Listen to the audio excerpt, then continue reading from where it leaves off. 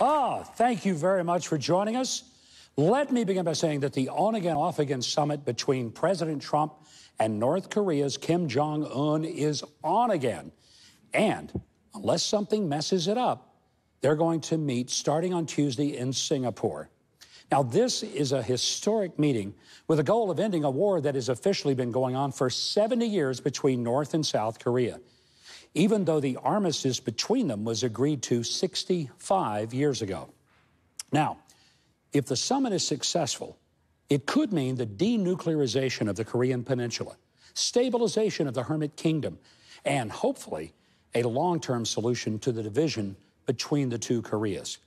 Much is at stake. China and Japan are vitally connected to the outcome, and so is the U.S. if Rocket Man were to successfully deliver a nuclear ballistic missile to our mainland. Now, President Trump has even indicated that if things go really well, he might even invite little Kim to come to the U.S. and play golf with him at Mar-a-Lago, the resort near Palm Beach, Florida, that the president built. Now, wouldn't that be something? If President Trump could end up with a better relationship with the Korean dictator than with Nancy Pelosi, the dictator of the Democratic Party. I think saying a prayer for this summit is highly recommended. And later in the show, we're going to visit with Idaho's U.S. Senator Jim Risch about this whole summit coming up. The senator is on the Foreign Relations Committee. He was part of the president's U.S. delegation to the closing ceremonies for the Winter Olympics this year in South Korea. This weekend, the president will probably feel about as welcome as a bartender at the Southern Baptist Convention, because he's going to the G7 meeting at some of the world's top leaders in Canada and chat with them a while. By the way, they are all really, really mad at him. Even some of the ones who have been his pals. President Macron of France, Prime Minister Trudeau of Canada, and Angela Merkel of Germany are having a conniption fit because President Trump won't roll over like a good dog and behave like a compliant globalist.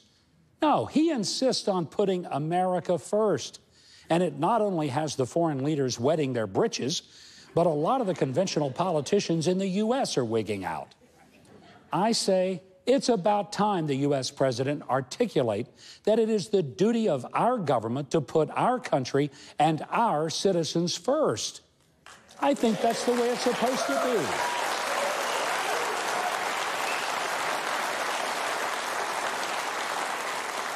be. Even Jesus said, "Be in the world, but not of the world."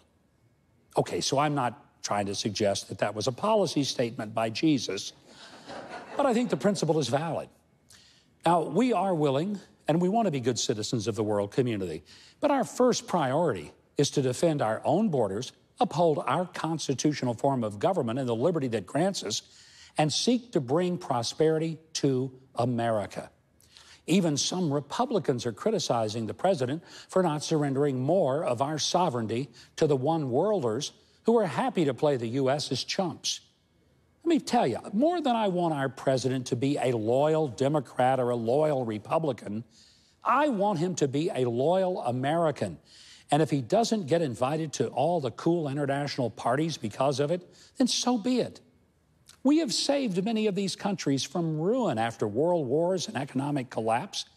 And instead of whining that we aren't global enough for them, a simple thank you would be just fine. Now, another couple of quick notes. Last week, I commended Kim Kardashian West for her advocacy for Alice Johnson, who was given a life without parole sentence some 22 years ago, all over a first-time nonviolent offense.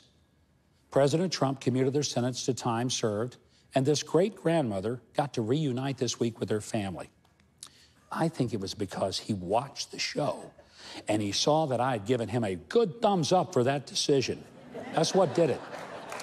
And finally tonight, I was boarding a flight this week from New York to Atlanta, and a very tall African-American got on, and this lady blurted out, "Are you a basketball player?" Assuming that someone that tall surely must be from the NBA. Now, his answer reminded us to never judge someone by appearances. He just looked at her and he said, "No, I'm just tall, black, and rich."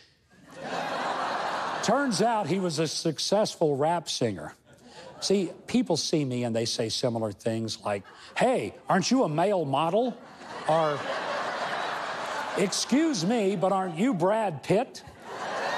Happens all the time. Okay, I just dreamed that it does.